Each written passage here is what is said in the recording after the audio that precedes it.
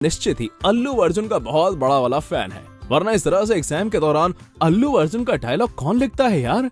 मान गए कि इससे बड़ा अल्लू अर्जुन का फैन कोई दूसरा व्यक्ति नहीं हो सकता, क्योंकि आंसर शीट को खाली छोड़ने और उस पर इस तरह से पुष्पा पुष्पराज मैं लिखेगा नहीं साला लिखने के लिए जिगर लगता है भैया, जो कि स्टूडेंट के पास है। इसे कहते हैं पुष्पा का साइड इफेक्ट। अब एक और नमूने से मिल लीजिए, क्योंकि ये तो अलग ही लेवल का स्टूडेंट है। बच्चे को जब एग्जाम में ग्रेटर और लेस देन से related fill in the blank type question मिला, तब उसने उसे कुछ ज्यादा ही सीरियसली ले लिया, जिसका अंजाम ये निकला कि उसने शुरुआत में बने एक ग्रेटर और लेस देन के साइन के बीच में लगे और की तरह ही नीचे लिखे हुए पांचों फिल इन द ब्लैंक्स में और ही लिख डाला। ऐसे नमूनों को मेरा दिल से सलाम, क्योंकि अगर ये ना होते तब हम और आप ठाके कैसे मारते भाई। इंग्लिश ग्रामर का अपना ही जलवा है, जिसको समझ आ जाती है वो इंग्लिश में फ्लुएंट हो जाता है, और जिसे समझ नहीं आती वो स्टूडेंट जैसा ही नमूना बन जाता है। इसकी मैडम ने इसे क्लास में कुछ वर्ड्स के ऑपोजिट वर्ड लिखने को दिए, पर जनाब को चाइनीज सिंबल ने कुछ इस कदर धोखा दिया था कि जब इनका एक वर्ड ओरिजिनल आया तब उन्होंने इसका ऑपोजिट आर्टिफिशियल नहीं लिखा बल्कि चाइना लिख डाला। वैसे इंग्लिश के मुताबिक तो यार ये बच्चा गलत है, पर अगर टेक्निकल तौर पर देखा जाए तो बात तो इसने सही लिखी है, क्योंकि चाइना का माल कभी भी ओरिजिनल नहीं होता। यही होता है जब छात्र को बायोलॉजी में इंटरेस्ट हो और घर वाले उसे जबरदस्ती मैथ पढ़वा रहे हो। भाई साहब, मेरे हिसाब से छात्र ने वैसे तो बिल्कुल सही और तगड़ा जवाब दिया है, पर मैथ के पॉइंट ऑफ व्यू से ये जवाब बिल्कुल गलत है। दरअसल इसके मैथ टेस्ट में जब क्वेश्चन आया कि बॉब के पास 36 कैंडी थी और उसने उसमें से 29 कैंडी खा ली, तब उसके पास क्या बचा। अब मैथ के हिसाब से तो इस सवाल का जवाब 7 कैंडी होना चाहिए, पर स्टूडेंट है ना बायो लेवल, तब उसने इसका जवाब बायोलॉजी की भाषा में ही दिया और आंसर में डायबिटीज यानी कि बॉब हैज डायबिटीज लिख डाला, जिसे देखकर आपको क्या इसकी टीचर तक को हंसी आ गई होगी। इसे कहते हैं एक्स्ट्राऑर्डिनरी स्टूडेंट, क्योंकि जब इसके हाफ ईयरली एग्जाम्स में कबीर दास के ऊपर निबंध लिखने और अमिताभ बच्चन के ऊपर लेख लिखने जैसे 2 क्वेश्चंस आए, तब इसने इन 2 सवालों का बहुत ही चतुराई भरा जवाब दिया। आप ही देख लो कैसे इसने कबीर दास का नाम लिखकर उसके ऊपर निबंध लिख डाला और इसी तरह अमिताभ के ऊपर लेख लिख डाला, जो कि देखने में काफी ज्यादा फनी था। आपको क्या लगता है इसके टीचर ने इसे इस तरह की चतुराई दिखाने के लिए सिर्फ 00 देकर छोड़ दिया होगा? नहीं, बिल्कुल नहीं, क्योंकि इस चतुराई के लिए इसकी दम से सुटाई भी की गई होगी, टीचर से अलग और पेरेंट टीचर मीटिंग में अलग।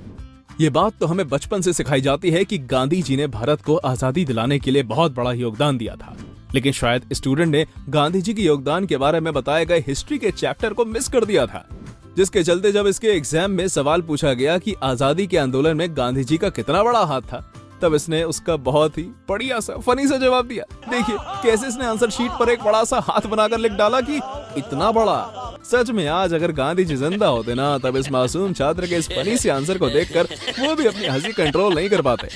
दोस्तों, मोदी जी का वो फेमस मीम डायलॉग तो आपको याद ही होगा, जिसमें वो कहते हैं, कितने तेजस्वी लोग हैं हमारे पास, कितने शानदार विचार रखते हैं जी, कितने तेजस्वी लोग हैं हमारे पास। वैसे डायलॉग तो आपको याद है, पर क्या आपको मालूम है कि उन्होंने तेजस्वी आखिर कैसे लोगों को कहा है? वेल, स्टूडेंट जैसे लोगों को, क्योंकि जब इसके बायोलॉजी के एग्जाम में मॉस्किटो साइकिल ड्रॉ करने के लिए आई, तब इसने सही मॉस्किटो साइकिल ड्रॉ करने की जगह साइकिल चलाते हुए एक मॉस्किटो को ड्रॉ कर दिया, जिसे देख शायद इसकी टीचर इतनी ज्यादा खुश हुई कि उन्होंने इसे 10 में से 9 मार्क्स दे डाले, साथ ही गुड भी लिख दिया। पक्का टीचर को ड्राइंग स्किल्स भाग गई, तभी तो ऐसा हुआ। स्टूडेंट ने जब एग्जाम दिया तब एग्जाम में इसके 100 में से सिर्फ 7 नंबर आए।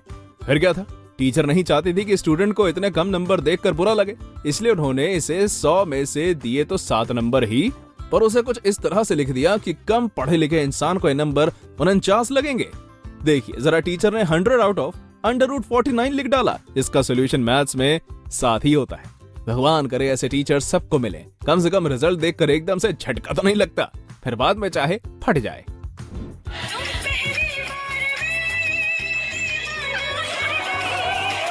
आजकल की पापा की परियां तो सच में कमाल ही कर देती हैं। मतलब यार मानना पड़ेगा, ज्यादा नंबर पाने के लिए क्या गजब का दिमाग लगाया इस बंदी ने तो। वाह, क्या डांस कर रही है अपने सर के सामने। मुझे तो लगता है कि सर इससे पक्का इंप्रेस हो जाएंगे और इसे ज्यादा नंबर दे देंगे। आपको क्या लगता है? कमेंट करके बताइएगा। कंट्रोल। अभी तक तो आपने दिमाग लगाकर टेक्निकली सही जवाब देने वाले स्टूडेंट्स को देखा था, लेकिन जब बात परीक्षा में बैठे नमूनों की हो रही हो, तब चीटर्स की चर्चा किए बिना तो ये बात खत्म नहीं हो सकती। स्टूडेंट को जब पता लगा कि एग्जाम में पैसे रख कर ले जाना अलाउ है, तब इसने अपना खुराफाती दिमाग लगाया और 20 और 10 रुपए के 2 नोटों को एक कागज के आगे पीछे कुछ ऐसे चिपकाया कि देखने में वो नोट ही लगे।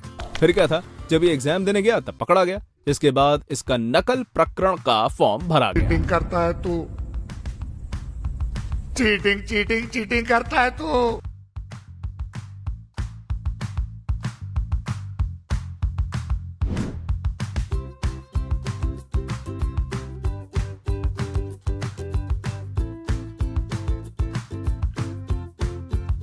ऐसा काम तो वही बच्चे कर सकता है जिन्हें पढ़ाई से बिल्कुल भी लगाव नहीं होता।